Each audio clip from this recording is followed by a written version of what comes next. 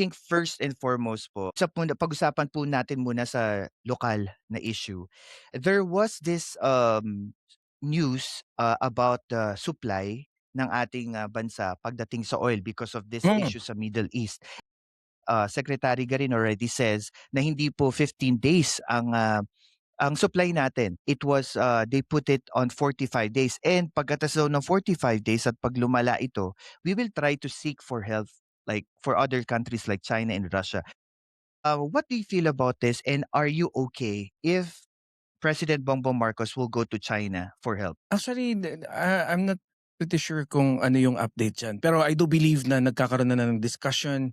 Pupunta tayo ng China. I think it's more about dun sa crude oil na pwede natin gamitin as a power sa kuryente. So, dun naman sa isa kasi I do believe ano lang, parang medyo yung mga excise tax, blah blah blah, and then of course yung unang steps kasi diyan inventaryo ng ating fuel reserve. So, okay pa naman. So, then later on nag-declare tayo ng energy state, 'di ba? State of Crisis. emergency.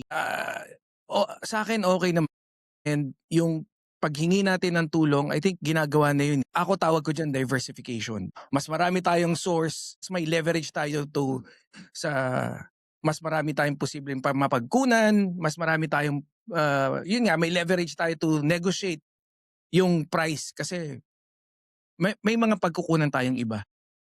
And also, isa pa po 'no, lumabas na rin po ito lately lang na the Philippine government spoke with the diplomats ng Iran that they had agreement na yoong oil reserves na maaaring maipasok sa Asia, ma-prioritize ang Philippines. Kaso parang there are some analysts that were saying that hindi naman hindi pa puwede itong dumiretso sa Philippines from Iran. Kailangan pa rin pumasok siya sa Singapore? shipping port ng Singapore.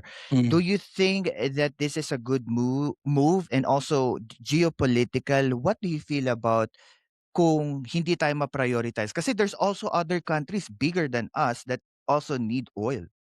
Ako hindi ko alam, ako hindi ako masyadong invested pagdating dun sa information diyan sa ano, Hmm, more on economy something 'yan 'no, yung pagdadaan. Ako sa akin what's important is that hindi naman dahil hindi ko kayang sagutin, pero mas importante kasi na I believe nagkaroon na tayo ng agreement.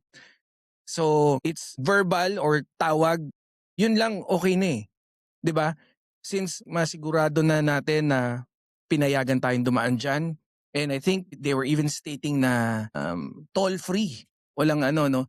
So yung pagdaan naman sa Singapore kasi hindi ko alam kung may are they gonna be refining it pa sa Singapore? I've heard that news 'no, and I've heard some other commentators nga na sinasabi yang it's beyond my knowledge and beyond my interest kasi para sa akin mhm. we are running out of supply.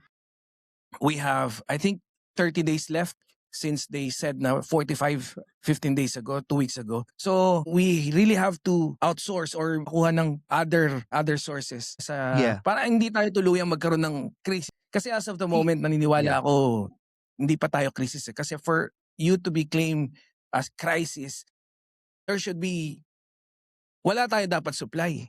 Eh kung meron pa tayong buffer, naniniwala ako na hindi pa tayo crisis.